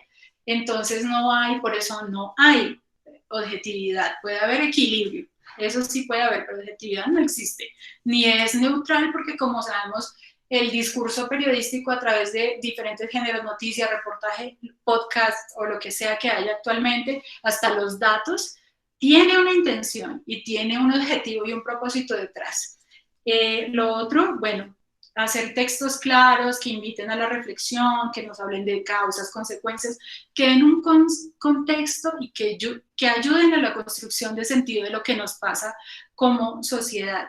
Y por supuesto evitar ese lenguaje y las imágenes no violentas, como les digo, esta mujer de Buenaventura dolidísima porque alguien tituló que Buenaventura una escuela de descuartizamiento, de descuartizamiento, o el titular que le había, no me gusta, sobre los muchachos que asesinaron en Samaniego también, o sea, con unas imágenes y unas palabras que uno dice, ¿en serio lo necesitamos?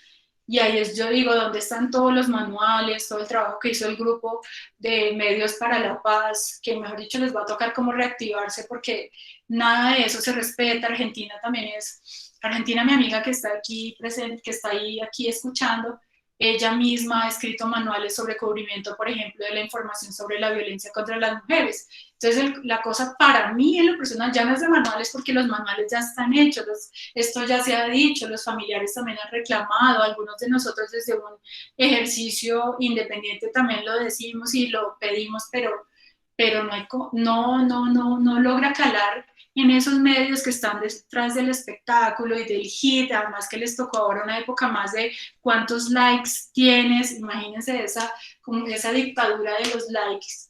A mí no me tocó al principio, menos mal, en El Espectador en El Tiempo, porque estaría muy preocupada, porque decía Weber que el periodismo bueno pasa desapercibido, pero que el pseudoperiodismo se queda en la mente de la gente.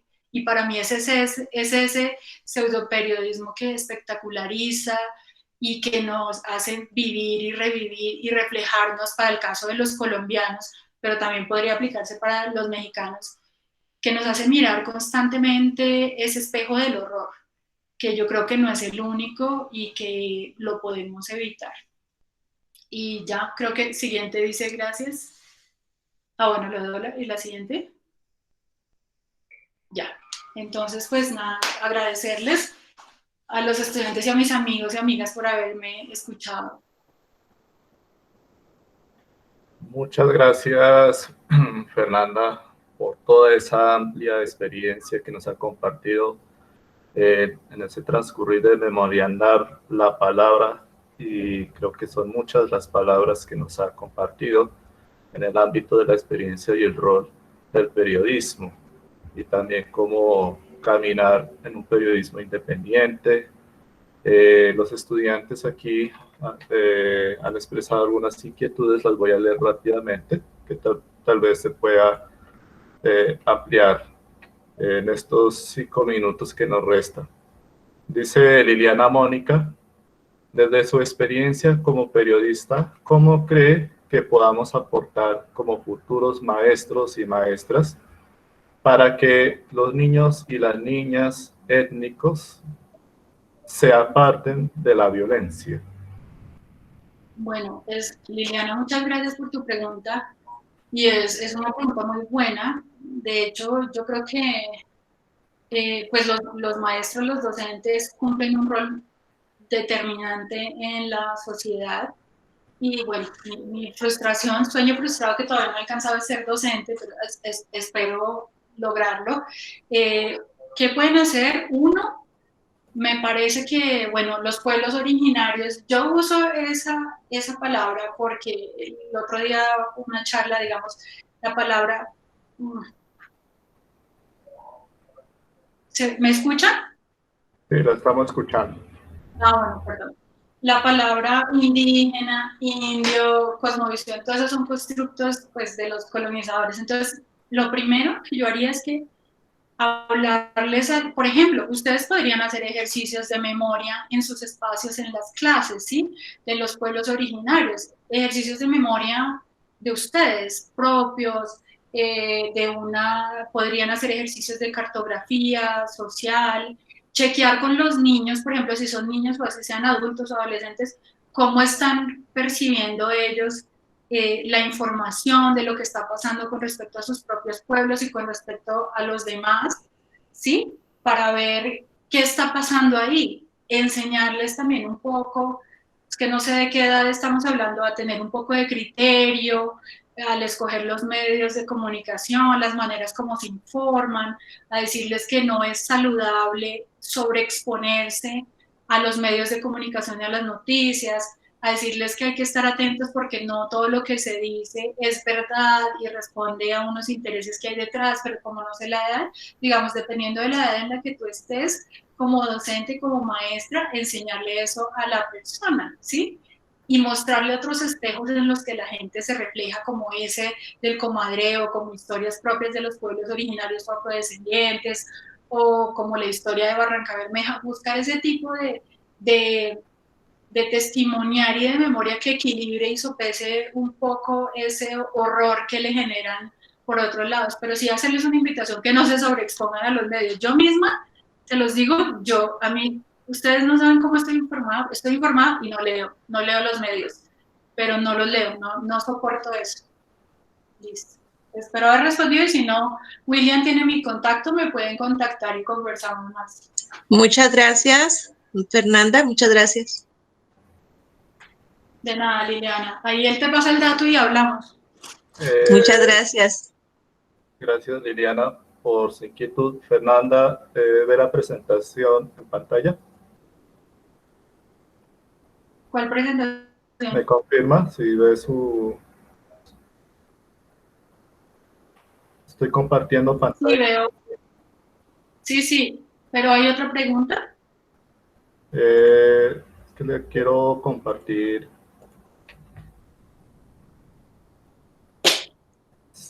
el certificado en pantalla. ¡Ay, qué lindo! Gracias. No me lo esperaba. Está muy lindo. Entonces, voy a leer rápidamente el certificado y luego leemos otra inquietud del estudiante que ha manifestado una opinión. La Facultad de Ciencias Humanas y Sociales del Departamento de Estudios Interculturales y la Licenciatura en Educación le agradecen a la magíster Fernanda Sánchez Jaramillo, periodista, estar en Memoriandar la Palabra, por su participación en Memoriandar la Palabra, el testimonio crudo de Soseno, memoria periodística sobre la violencia en Colombia durante el desarrollo de la asignatura Lenguajes y Saberes en el Nuevo Mundo de forma habitual, periodo 21, septiembre 25 de 2020, Ciudad Universitaria de Popayán. Firma docente William Jairo Marisoy Mucherizoy, Departamento de Estudios Interculturales. En el certificado de fondo, como un acto de compartir en Memoriandar la Palabra, una de mis pinturas en acuarela y sobre una palabra que ha existido y que le decimos pues bomna que significa el acto de ser consciente cuando uno camina. Con agrado de parte de los estudiantes, también del semillero de biolugarología, que también están aquí algunos. Es una apuesta de cómo la universidad estamos tratando de abrir espacios para repensar muchas de las disciplinas a veces que padece de sorderas, ¿sí? que a veces padece de ceguera también, y eso dificulta de comprender y entender y poner a andar otras formas de sentir en la humanidad, sobre todo. Voy a leerle rápidamente otra inquietud de Diana Quiñones. Dice ella: lo que pienso es que como los medios nacionales son de empresarios a favor del gobierno, quien no era a favor lo vetan o lo sacan. Y muchos de los periodistas no pueden ser imparciales porque en este país es difícil con la competencia profesional. Muchos prefieren callar que tomar la voz. Y todo periodismo amarillista siempre se verá más, y obviamente dentro de los medios, me imagino, digitales, pagan por likes de las noticias. Y Elías Yuwe. Espera, ¿Sí? es que quiero hacer una anotación ahí. Gracias por el comentario. Yo tuve una discusión casi, no, de hecho nos íbamos como enojando con un amigo mío, abogado en Twitter, porque estaba defendiendo a unos periodistas del colombiano. Entonces me decía que es que estaban cuestionando lo que dijo Diana, y él dijo, no, es que yo los justifico porque no hay empleo. Y yo le dije, pues yo también he pasado por desempleo y aquí estoy, pero yo creo que siempre hay yo creo que eso es una mentira y es una justificación porque uno puede buscar otros caminos. Y yo, por ejemplo, los he buscado y ya no me importa pues, ni el espectador ni el tiempo. Yo busqué un lugar, y cada uno, creo que de nosotros, la pregunta que hacía Liliana, ella como maestra, uno desde el lugar, el mejor lugar para ejercer con dignidad lo que hayamos escogido para nuestra vida. Y yo creo que eso no es una excusa porque yo misma he sufrido desempleo y aquí estoy, pero yo decido no transar, eso es una decisión muy personal. ¿Qué valor y qué peso tienen los principios en la vida de cada uno? En la mía son fundamentales y por eso yo no puedo estar en esos contextos, y he tenido discusiones después de volver de Canadá con el director del Espectador y todo eso, porque yo no estoy de acuerdo con muchas cosas y ya no me someto como lo que tú dices. Sí, me sometí cuando era sardina, cuando tenía 19, 24 años. Yo decía, ok, que no puedo sacar esta noticia del Espectador, pero en este momento de la vida, a medida que uno va caminando y madurando y haciéndose consciente, como lo dijo William, para mí eso no es negociable independientemente de lo que pase. Y Liliana, complementando lo que me preguntaste, pues decirle a los niños que se vean, que lean. Somos un país que lee 2.9 libros al año, imagínense qué vergüenza. Y entonces toda la construcción de memoria es las narconovelas y no sé qué. Entonces, que se alimenten de eso, de la memoria recogida en las tradiciones orales de los pueblos originarios y de la poesía en todas sus presentaciones. Sí, William, ¿se alcanza una más? Bueno, vamos con Elías Yuwe. Él es NASA, de la zona de Tierra Adentro. Está adelantando sus estudios en esta licenciatura y él hace la siguiente pregunta: ¿por qué los medios de comunicación no son objetivos en la información para dar a conocer la verdad con respecto a todo tipo de violencia generada por el gobierno de turno? Bueno, ahora se me olvidó algo que dijo la persona que hizo el comentario anterior. Pues quiero decirte y decirles que, para su sorpresa, no, los medios colombianos no son los únicos que son cuyos dueños son los empresariados. Eso pasa en todo el mundo, pasa en Canadá, pasa en Estados Unidos. Esto no es una cuestión local. También hay otro problema, que es la profesionalización del periodismo. Yo personalmente soy profesional y estoy muy en contra de que se hubiera eliminado la tarjeta profesional, porque eso porque para ser periodista sí se necesita una formación. Argentina, que se formó en México, lo sabe. si hay mediocridad en esa gente formada, imagínense la gente que coge un micrófono, hace un tweet o sube algo en Facebook y ya se cree un periodista. En cuanto a la pregunta, yo había parcialmente contestado, la objetividad no existe, eso es un debate superado, porque hay una intencionalidad desde el momento en que yo decido qué voy a hacer, que sea noticia o que no. Yo silencio un acto o que no. ¿Cuántas masacres, cuántas muertes ocurren en Colombia, cuántas son contadas y cuántas no? Entonces, desde ahí no existe la objetividad ni la neutralidad, ni en el periodismo, ni en el derecho, ni en la investigación, ni en la academia. Pero, ¿qué se puede hacer? Pues lo que dije, es un problema de independencia.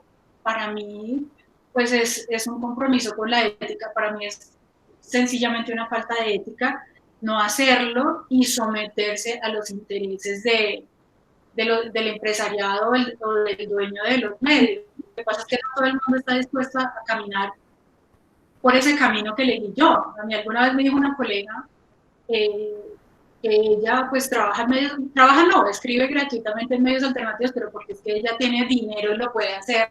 Y ella me decía, Fernanda, qué valiente, ¿sí? Porque yo no me quedé en El Espectador ni en El Tiempo y busqué otros caminos. Entonces sí se puede hacer, pero pues vamos a tener subidas y bajadas, tiempos de desempleo, pero también oportunidades ricas como esa beca internacional de un año, cuyo libro William les puede compartir y que me permitió dedicarme un año a contar todas esas realidades y verdades desde las personas que las vivieron. Entonces es un compromiso muy personal porque esto va a seguir siempre así. O sea, el periodismo es un instrumento del poder como es un instrumento del poder el derecho, por ejemplo.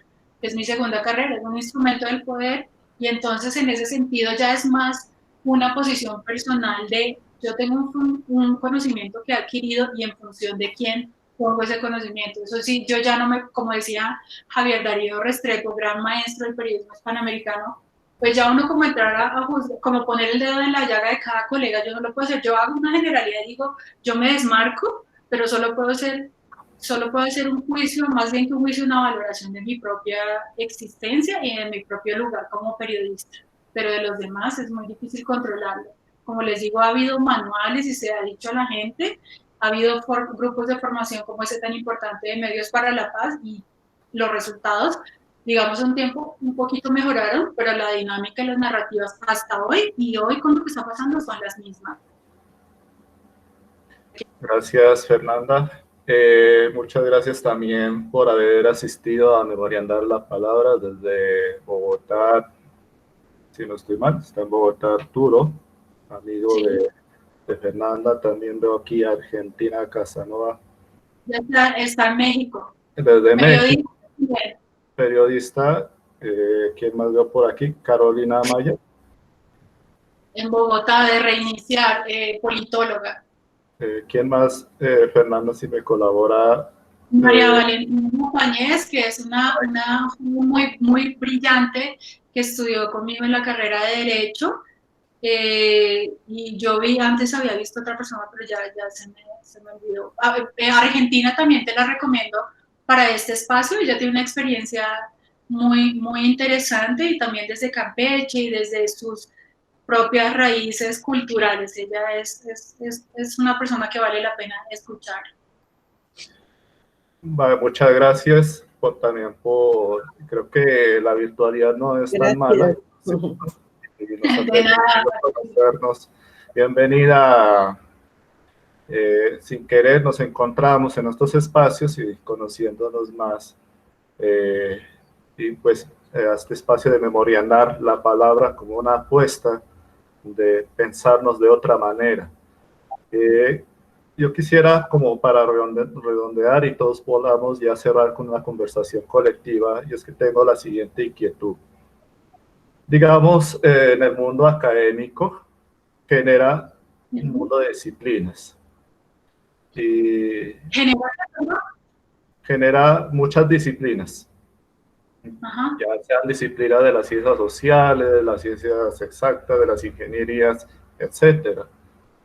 Y en ese andar, digamos, yo me he encontrado con la posibilidad de volver el conocimiento, los pensamientos con una opción integral.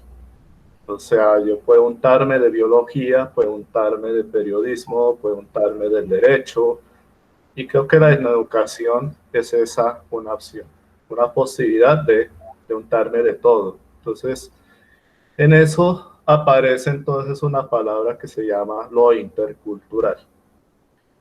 Entonces, en todo ese andar para el periodismo, ¿qué espacios tiene para generar una apuesta distinta de narrar la memoria desde esa misma disciplina de periodismo?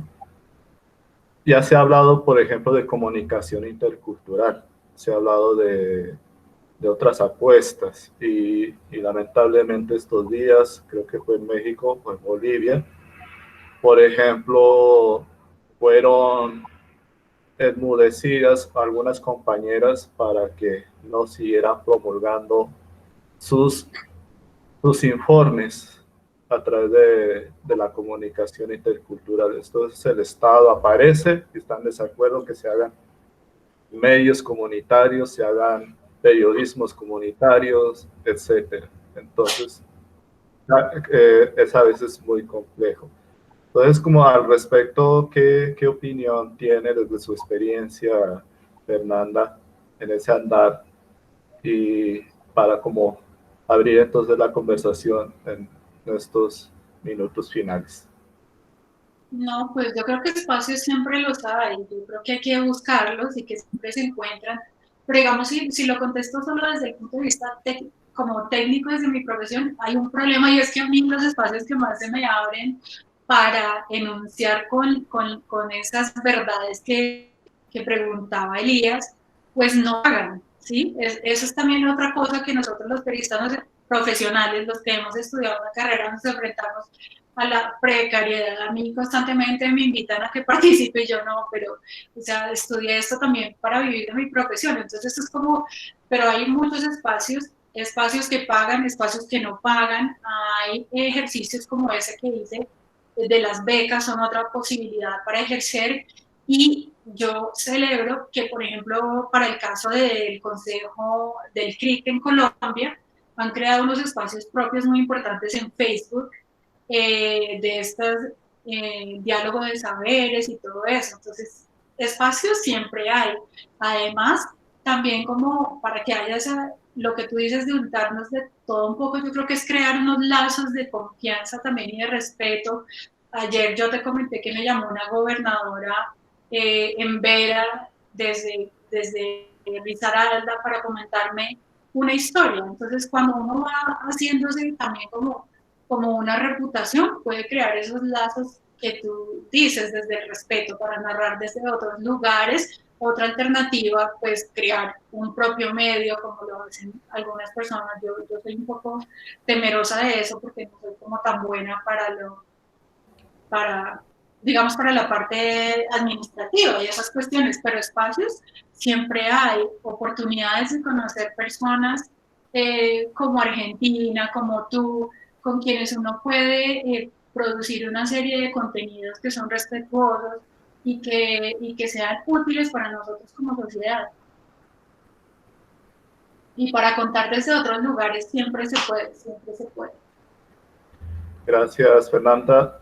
Entonces, ¿alguien de los que están aquí, digamos, quisiera comentar sobre estas experiencias o nuestros andares con el periodismo, pues andares con la memoria, quizás otra manera de contar la memoria histórica?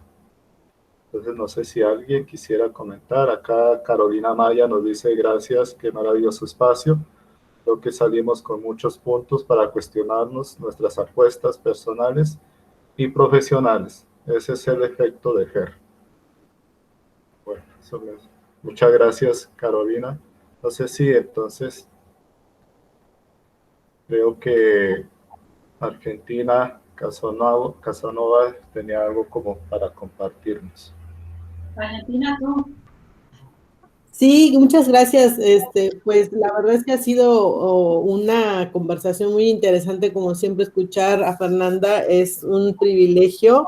Desafortunadamente me conecté un poquito tarde porque estaba como ahora pues el trabajo es en esta virtualidad, esto nos nos impide estar en otros espacios simultáneamente, pero coincido con Fernanda completamente en este tema, es una preocupación, y la verdad es que yo lo escuchaba y tomaba nota porque este planteamiento que nos da acerca de el representar y no sustituir, además de que es un principio pues que aplica para el periodismo, creo que es muy necesario también retomarlo en el trabajo desde la movilización de la sociedad civil, porque muchas veces pasa eso, que se asumen discursos desde la centralidad, desde una visión muy colonial de llegar a dar una respuesta y creer que las demás personas están en un estado de eterna infancia y que no pueden tomar sus propias decisiones, sus propios procesos y que no tienen algo que decir, ¿no? Yo pensaba... Y coincido con Fernanda, pues en el feminismo está sucediendo mucho eso, o sea, cuando se llega desde una visión en lo personal, a mí me parece que hay muy poco respeto desde los centros de los países, de las capitales, que se llega a pensar que le vamos a enseñar o le vamos a decir a las compañeras feministas aquí en México decimos los estados, o creo que ustedes son provincias, a decirles que se organicen, ¿no? Cuando hay todo un proceso de organización derivado de los propios contextos y las realidades. Y es precisamente parte de esto, no sustituir, no podemos sustituir lo que cada quien tiene que decir, podemos representar y dar una idea de lo que se está construyendo, pero creo que es muy aplicable. A mí me llevó a pensarlo, tomé nota sobre esto que nos decía, sobre estos ejercicios de la memoria desde cómo percibimos lo que pasa en nuestros pueblos, que creo que ahí todo está por decirse y construirse en América Latina, porque justo necesitamos ir construyendo las voces desde las periferias. Muchas gracias. No sé si Fernanda quisieras complementar. No, solo agradecer, es que ya la garganta honestamente no me da más. Sí. Entonces, vamos a cerrar, no sé si alguien para culminar quisiera alguna inquietud. Bueno, muchas gracias Fernanda y a todos sus amigos y amigas que también nos acompañaron desde la Universidad del Cauca. William, ¿puedes leer lo que escribió ahí, por favor, María Valentina? María Valentina Montañez Velandia dice, es una dicha escuchar espacios que promueven pensamientos diversos y que respetan no solo las concepciones personales, sino sociales. Yo no soy periodista, pero comparto plenamente la forma de periodismo en la que no se promueve el sensacionalismo, sino la verdad de cada comunidad. Gracias, María Valentina, por compartirnos su opinión. Y como le decía, desde la Universidad del Cauca, las puertas están abiertas para seguir conversando y especialmente desde el Departamento de Estudios Interculturales y en la que deambulo, que es mi mundo pedagógico, los actos educativos desde los pueblos originarios y los pueblos en resistencia, o afros, campesinos e indígenas y demás.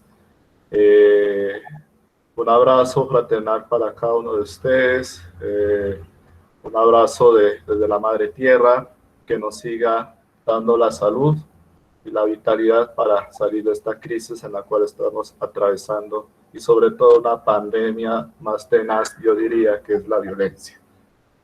Entonces, muchas gracias Fernanda y a todos los que asistieron. Gracias a todos y todas. Buenas tardes.